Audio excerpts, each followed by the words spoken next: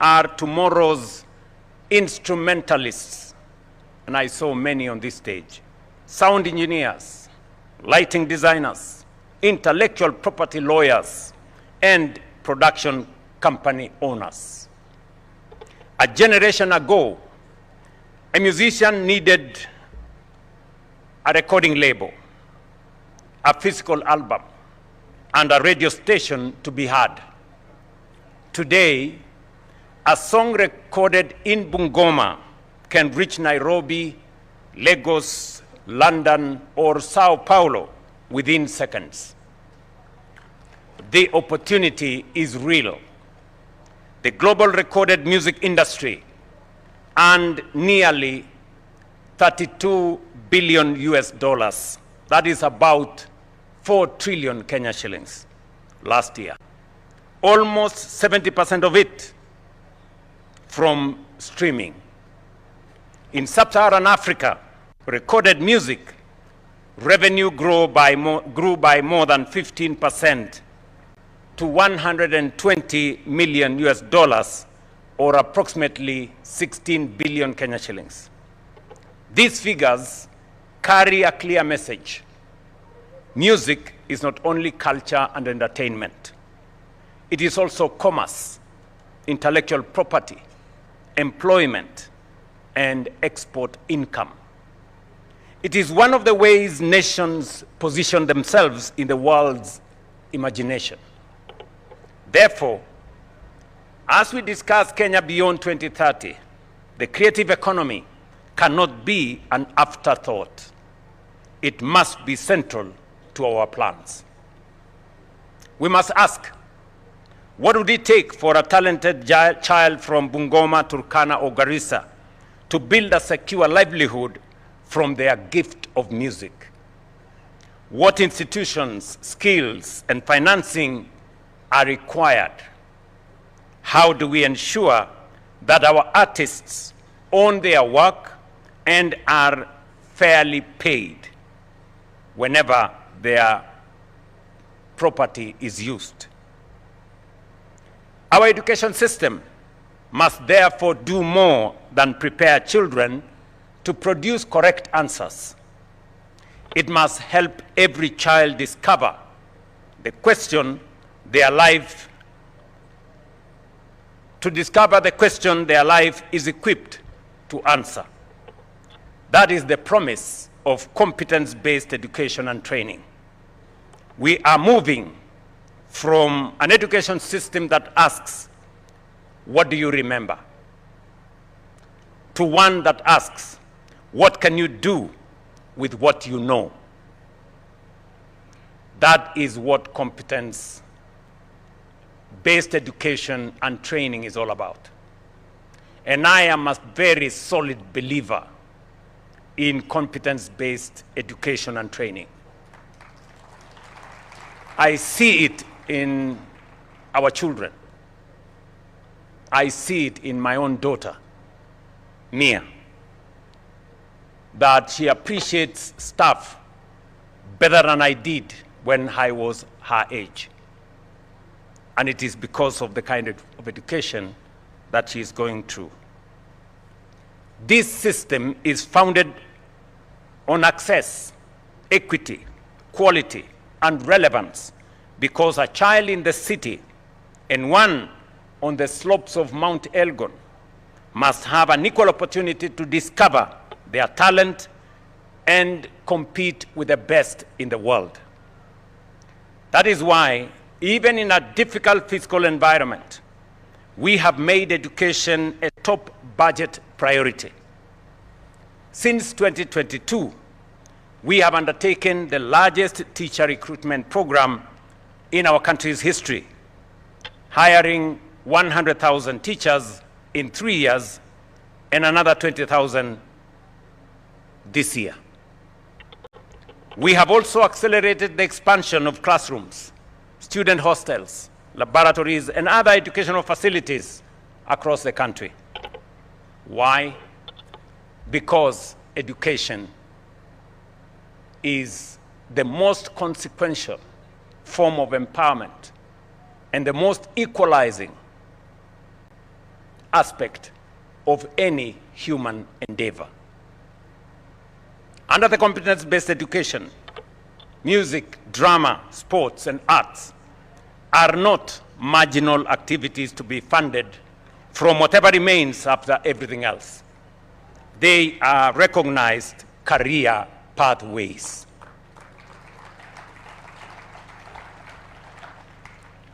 You know very well that this was not the case.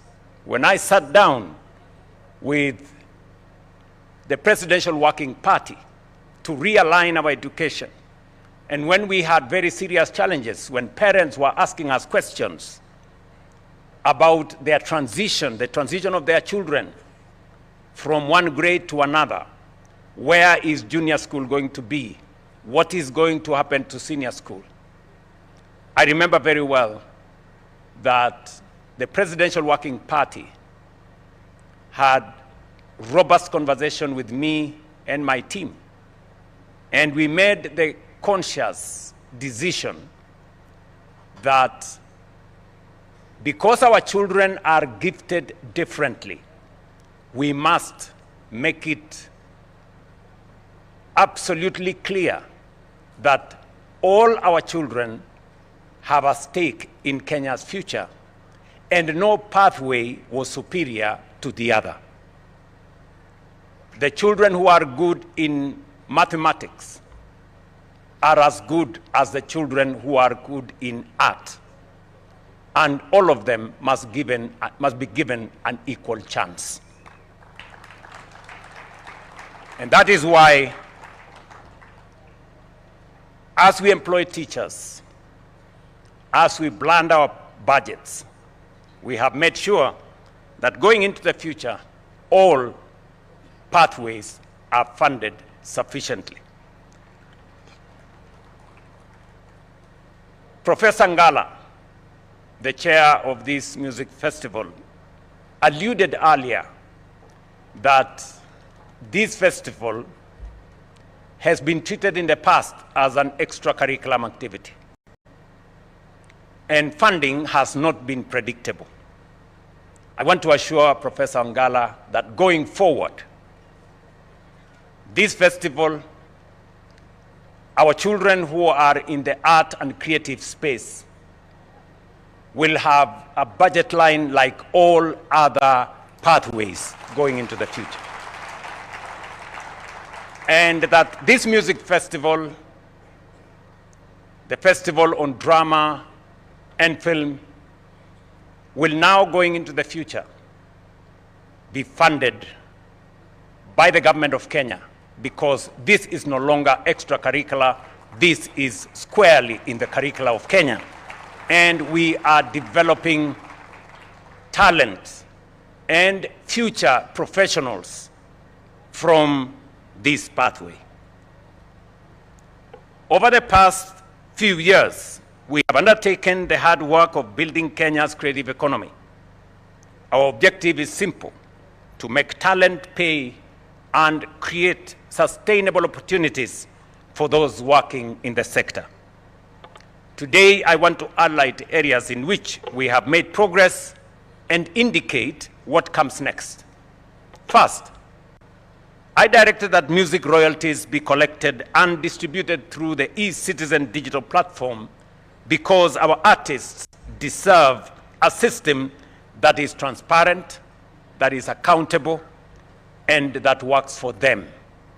In the past, collection of royalties was a game of guesswork. It was shrouded in mystery. It was opaque, and artists could not follow where their royalties were. Today, on the digital platform, they can follow. It is transparent, and we have made sure that at the very least 70% of the revenues raised go to the artists themselves. My office, the Kenya Copyright Board, eCitizen, and industry stakeholders have implemented the system. Royalties are now being collected through eCitizen, with 70% protected for distribution to artists and other copyright owners. We committed to move beyond merely celebrating our artists to ensuring that they are paid. To advance this commitment, the Copyright Bill and the Creative Economy Bill are now before Parliament. I urge members of Parliament who are here and their colleagues who are not here to consider the bills that we have submitted to Parliament. And I want to thank my good friend Dan, who is the chair of Sports in Parliament, for sponsoring these bills. Thank you very much, Dan. To strengthen the protection of our creatives and accelerate the formalization of the creative economy. Let me explain a bit what the Copyright Amendment Bill is going to do. I had a meeting with artists, and many artists, because of the nature of the law, were exploited by people who come from outside Kenya. Their work, their talent was used elsewhere, and they did not get the money for which they had worked hard for. We are now changing the bill so that it is not possible for anybody to extort from our Kenyan artists, and that the law of Kenya becomes final on the remuneration and the money that is due to our artists. I want to commend the artists who brought this up to me, and I want to assure you that working with Parliament, we will protect your work, we will protect your talent, and you will earn from your talent. The second issue why we are changing the law on the creative economy is because the creative economy has operated as an informal sector for a long time. We are now making it formalized because in any case, it's now a clear pathway in our education system. We expect professionals to emerge from this field. We expect business people, producers, songwriters, and many other professionals from this space. And therefore, legislation must provide for them to operate in a space where their rights is guaranteed by law. Thirdly, during the last Kenya Drama Festival state concert, we launched Somaplay, a Ministry of Education platform that brings education and entertainment together. This year's Kenya Music Festival has been streamed on Somaplay, enabling parents, teachers, and Kenyans everywhere to watch our young people perform.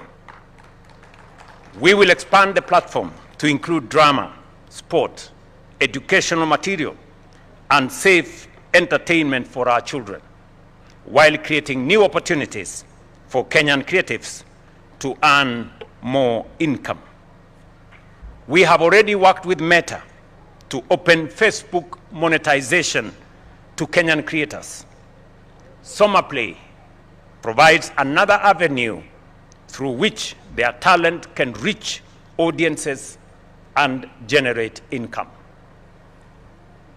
Number 4, as the performances on this stage have demonstrated, Kenya does not lack talent. Our challenge is to discover and to develop.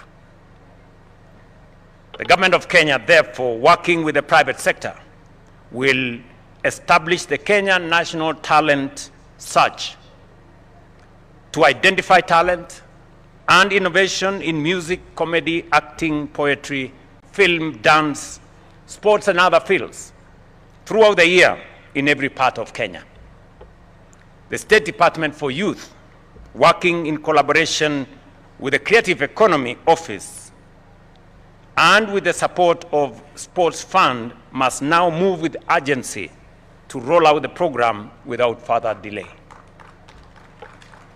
The Deputy President of the Republic of Kenya, who coordinates between the national government and the counties, will ensure that this receives the full support and coordination of government at both levels. To align the national talent search with our most urgent national priority, I propose that its inaugural theme be Kenya Beyond 2030. We want to listen to the youth. We want to know what they think about Kenya Beyond 2030. Beginning next year, school creative events shall also carry this theme. Let our young people use their creativity to imagine Kenya's future development. I look forward to personally recognizing winners of the national talent at the Kalasha International Film and TV Awards. There is one group of young Kenyans we must recognize: our Kenyan scientists and innovators. I say so because as a scientist myself, I see what they do, the innovation that they have brought. In fact, I did receive some who had participated in a global event in China and became #1. The same way we recognize the talent in music, in drama, I think it is time that we brought our scientists and innovators on board, because they make a huge contribution to the future of our nation. Our schools have held the annual science and innovation competition since 1962, yet the winners have never been given a chance like the one we have here today. That is going to change. Effective next year, the Ministry of Education must bring the winners of the annual Kenya Science and Engineering Fair to an event, a state event like the one we have here for music and all the others. I want to meet them, see what they have built, and hear their ideas. Above all, I want them to know that their country believes in them and also values them. Ladies and gentlemen, thousands of performers have come to Bungoma from every part of our republic, bringing different languages, costumes, and traditions. Yet, standing together, they are unmistakably Kenyan. I have seen from northern Kenya in Wajir, from Isiolo, from all the way in the Coast Province, in Taita Taveta, from Kilifi, and all the other parts of Kenya, from Siaya. I saw from Nandi County, seen from Turkana County. Seeing them here in Bungoma is very heartwarming, that these young people are discovering the corners of their country. And when I was asked by my young interviewer there why this event was in Bungoma and not in Nairobi, the reason is simple, that we are one nation. Bungoma is as good as Nairobi. Wajir is as central as Kisumu. And we must believe in ourselves and believe in our country. And there is no better way for us to do this than for our children to lead the way. For them to know there is Kenya beyond their neighborhoods. There is Kenya beyond their family. There is Kenya beyond their community. And there is Kenya beyond their village. That is how we weave the country into our diverse communities, cultures, traditions, but weave it into one strong, united, and prosperous nation. How better to begin that journey than to do what we are doing here in Bungoma today. So to all our children, from wherever you have come from, this is your home.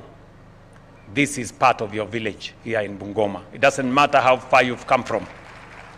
When you are in Bungoma, you are at home. I say so on behalf of the governor of Bungoma and all the leaders here and all the citizens of the people of Bungoma. And that is why the President of Kenya also has a home here, because this is Kenya. And listening to all our young people and the music and the culture, I am reminded that music and culture is a very powerful tool. It tells us where we've come from, reminds us that we belong to one another, and gives us the confidence to meet the world without losing ourselves. I thank the organizing committee, adjudicators, teachers, and parents. Above all, I congratulate the performers. Winning is gratifying, but the deep victory lies in finding the courage to step onto the stage and make your voice heard. The CS for Education has informed us about the reforms that we are undertaking in the education space. I am very, very proud of the steps that we have made because, as I said, education, the opportunity to learn, is the single most powerful tool of transformation of our society. It is the reason why we have now 7 pieces of legislation before Parliament to align our education properly so that we are certain, we are sure we have a legal foundation, a constitutional provision to make sure that our education is not only accessible, but it is also relevant, and that every child has an opportunity and no child in Kenya is left behind. You are all aware that we had shortages of teachers and it undermined our education. I want to thank the Kenyan public for providing the resources for us to hire more teachers. You all are aware that we had challenges in learning spaces. Again, I want to thank the people of Kenya for providing resources for us to build an extra 23,000 classrooms so that all our children have a place to learn. You also know that we had challenges with the funding, especially of our university students and TVET and KMTC. We have enhanced resources, but we need to align it properly.